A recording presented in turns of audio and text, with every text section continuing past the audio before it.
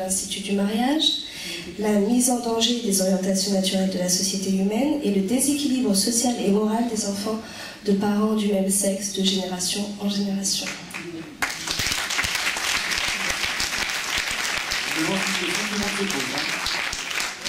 Votre position sur ce sujet. Le problème, c'est que la question est très courte, mais alors la réponse, elle est vaste et immense, parce qu'on est effectivement là sur un sujet de société.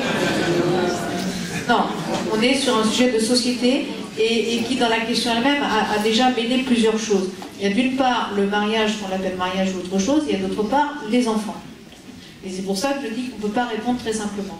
Dans mon entourage, et je pense que vous en avez aussi dans votre entourage, même si vous ne le savez pas forcément, moi j'ai des gens qui sont homosexuels, enfin des amis qui sont homosexuels. Certains d'entre eux ont eu des enfants avant de se découvrir homosexuels, d'autres les ont eus après passer par une période homosexuelle. Bon. Donc les enfants de couples homosexuels ou de personnes homosexuelles, il y en a.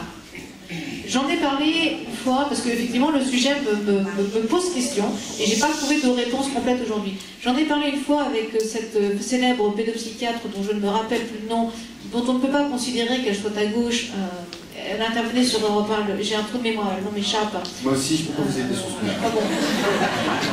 Donc une pédopsychiatre célèbre, qui est plutôt à droite, et un jour je lui ai posé cette question avec la même interrogation que vous derrière, mais les enfants, est-ce qu'on y pense?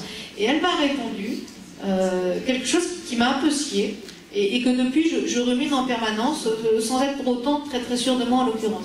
Elle m'a répondu, mais vous savez, des enfants dans des couples hétérosexuels qui ont des parents qui ont d'énormes problèmes, il y en a plein, mais le couple étant hétérosexuel ne se pose pas la question a priori de faire suivre le gamin ni de se faire aider. Le couple homosexuel se pose a priori la question. Donc le gamin est parfois plus et mieux suivi par les pédopsies et s'en sort parfois plus et mieux. Mais ça c'est une réponse, j'ai envie de dire partielle de toute façon. C'est pas la mienne, hein. C'est pas ma réponse à moi. C'est celle d'une pédopsychiatre de droite, donc pas susceptible de vouloir chaleurer la chose, je sais pas quoi.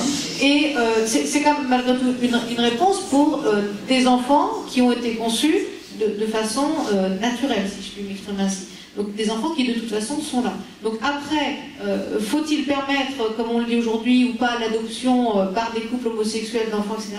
Là j'avoue que je me pose beaucoup plus de questions, un petit peu comme d'ailleurs sur les mères porteuses, etc. Tous ces problèmes-là, parce qu'on arrive à un droit à l'enfant qui n'est plus un droit de l'enfant.